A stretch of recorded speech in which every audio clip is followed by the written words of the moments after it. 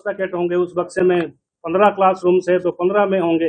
तो ये जो पैकेट है, इस पैकेट के अंदर पर्टिकुलर एक क्लासरूम के लिए ये पैकेट है। अब इसमें जो सील है, ये सील खोली नहीं जा सकती और वापस बंद नहीं की जा सकती, ये फटेगा। अगर इसको आप खोलना चाहेंगे तो ये फटेगा।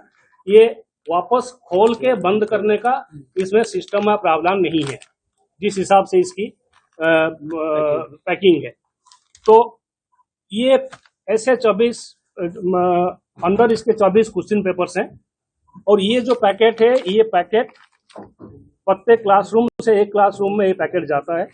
इस पैकेट वहां पहुंचने के बाद क्लासरूम में जो अभिजागर हैं, वो क्लासरूम से इस पैकेट को खोलने से पहले वहां बैठे हुए 2 कैंडिडेट को बुला के चेक कराते हैं कि आप इसको देखिए, जो आपके क्लासरूम में आया है पैकेट, ये टोटली सील है या नहीं। ये खोलने के बाद जो हमें वहां मिलता है इसके अंदर से, वो इंडिविजुअल कैंडिडेट का एक, ये भी सील्ड है। और ये जो सील्ड किया हुआ है, इसमें अगर आप फ्रंट पे और बैक पे देखेंगे, इस पे क्वेश्चंस का कोई हिस्सा नहीं है, जनरल डायरेक्शंस और बाकी चीजें हैं। जो एक्चुअल क्वेश्चंस आता है वो इसके अंदर है। तो अभी जैसे जोधपुर में जो हुआ था, ये किसी प्रकार से कहीं से इसकी थोड़ी सी खुल गई थी या ढीली हो गई थी, या इसका कुछ हिस्सा खुल गया था। कुछ दिन पहले एक सेंटर पे ये हुआ था कि क्लासरूम में जब ये पहुंचा, रास्ते में किसी ने इसको जानबूझ के छेड़खानी कर दी, तो इसका एक कोना ऐसे खुल गया। तो बेसिक मुद्दा ब्रीफ करने का आज की तारीख में ये है, जब ये बक्सा पूरा का पूरा सील प्राप्त हुआ है, इसके अंदर अगर कहीं ये पैकिंग में थोड़ी बहुत कमी है, तो प्रिंटर के स्तर पे इतने लाखों पेपर जब प्रिंट होते हैं, टेक्निकल कहीं ना कहीं छोटी मोटी गलती रह सकती है। लेकिन वो गलती का मतलब ये नहीं है कि वास्तव में पेपर लीक हो गया या पेपर खुल गया क्लासरूम से परीक्षा से पहले। क्योंकि अगर ये आप देख रहे हैं, ये कंप्लीटली सील्ड होके पहुंचा है सेंटर में, तो इसके अंदर जो सामान है, वो जो भी उसके साथ हुई है, वो प्रिंटर के स्तर पे हुआ है, अपने उसके प्रिंटिंग प्रेस में। और वो तो पूरी की पूरी वहां प्रिंटिंग हो रही है, तो वहां जो पैकिंग करने से पहले भी उनके पास खुला हुआ चीजें थी।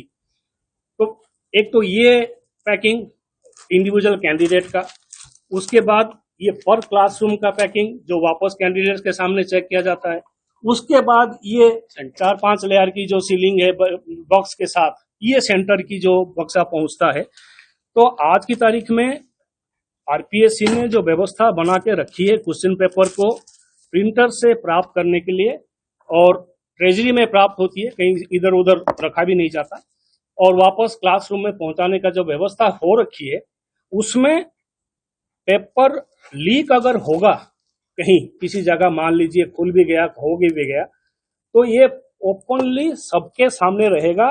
सामान्य छोटी मोटी मैकेनिकल गलती प्रिंटिंग प्रेस के काम में, अब ये जो जब ये इसको सील किया गया है, हो सकता है कि कहीं किसी जगह ये आधा इंच 1 इंच खुला भी रह जाए, बट इसका मतलब ये नहीं है कि ये वाला ऑलरेडी सील्ड है, बक्सा ऑलरेडी सील्ड है, तो पेपर लीक होने का तो कोई मतलब ही नहीं है। समस्या ये है कि कैंडिडेट्स सबको ये पता है कि वास्तव में लीक नहीं हुआ है, लेकिन जो सीरियस नहीं है, जिनको लगता है कि परीक्षा उनका अच्छा नहीं जाएगा, तो वो डिस्टर्ब करने की प्रयास करते हैं व्यवस्था को। और जब ये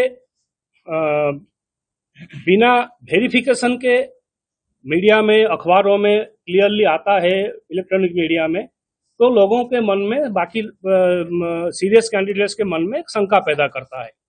तो आज का बेसिक मेरा मकसद था इस चीज पे कि सबको पता चले। ये तो जो परीक्षा में ड्यूटी में लगे हुए हैं या जो कैंडिडेट्स हैं, उनको तो मालूम है कि किस हिसाब से सील्ड होके आता है, लेकिन जनरली सबको पता नहीं है। तो सबको एक बार ये पता चले कि कितने लेयर की सिक्योरिटी के साथ ही आता है, और अगर लीक होना है तो ये हर स्तर पे कहीं ना कहीं उसका ब्रेकेज होगा, तभी जाके वो लीक हो सकता है।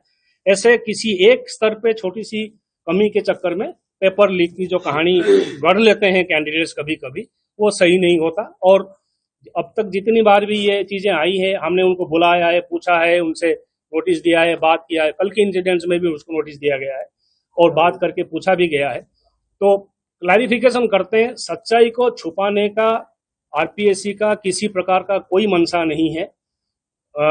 इंसान काम कर रहे हैं इतने बड़ी व्यवस्था में, इतने बड़े प्रक्रिया के तहत, मशीनें काम कर रही हैं, तो कहीं ना कहीं छोटी मोटी समस्या हो सकती है। लेकिन जहां परीक्षा की शुचिता बाधक होगा या गलत होगा या हमें पता चलेगा कि इसमें गलती हो गई, उसको भी हम मानेंगे, छुपाएंगे नहीं। तो परीक्षा केंद्र से जोधपुर से जो तस्वीर सामने आई थी उसको लेकर क्लैरिटी दे रहे थे आरपीएससी के चेयरमैन यूआर साहू। कह रहे थे कि इसी तरह की कोई पेपर लीक जैसी बात नहीं है, ये एक छोटी सी कमी थी। बहरहाल खबरों में आगे बढ़ रहे हैं। पाली से ब्रेकिंग न्यूज आपको बताते हैं, जहां पर युवक का शव नहीं मिलने पर परिजन भड़क गए। महिलाओं ने टायर जलाकर विरोध प्रदर्शन किया। नाराज लोगों ने शिवाजी सर्किल पर रोड जाम कर दिया। टीपी नगर थाना और कोतवाली पुलिस मौके पर पहुंची। गणेश विसर्जन के दौरान नदी में बह गया था ललित सेन और उसका शव नहीं मिलने पर अब परिजन भड़क उठे हैं। महिलाएं देखिए सड़कों पर उतर आई हैं, बकायदा टायर जलाया गया, प्रदर्शन किया गया। और ये शिवाजी सर्किल रोड है जो कि काफी व्यस्त रोड मानी जाती है। वहां पर लंबा चौड़ा ट्रैफिक भी आप देख पा रहे हैं, क्योंकि पूरे रोड को जाम कर दिया गया है। टीपी नगर थाना और कोतवाली पुलिस फिलहाल मौके पर पहुंचे हैं। गणेश विसर्जन के दौरान नदी में ललित सेन बह गया था, जो अब तक नहीं मिल पाया है।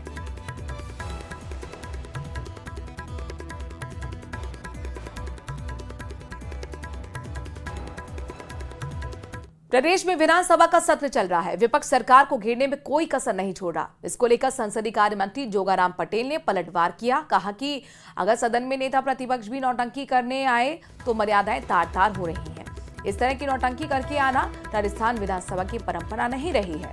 विधानसभा की परंपराओं को तार-तार करने का काम विपक्ष ने किया है।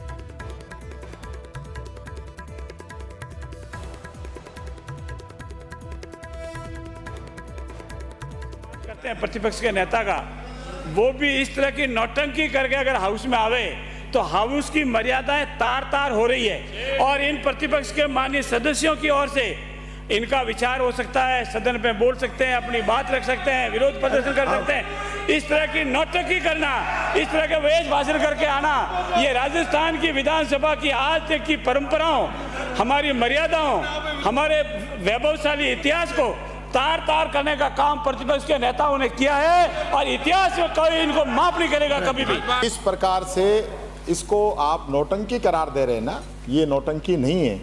ये वही स्लोगन है जो आप लोग लगाते थे हमारे समय में। वहीं गृह राज्य मंत्री जवाहर सिंह बेढम और मंत्री अविनाश गहलोत ने भी कांग्रेस पर पलटवार किया। बेढम ने कहा कि पिछली सरकार के मुकाबले अपराध कम हुए हैं।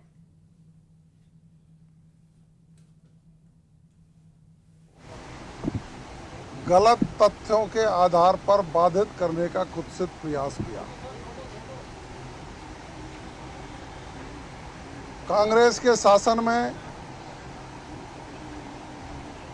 जो चेहरा इन कांग्रेस के नेताओं का कालिक से पुता,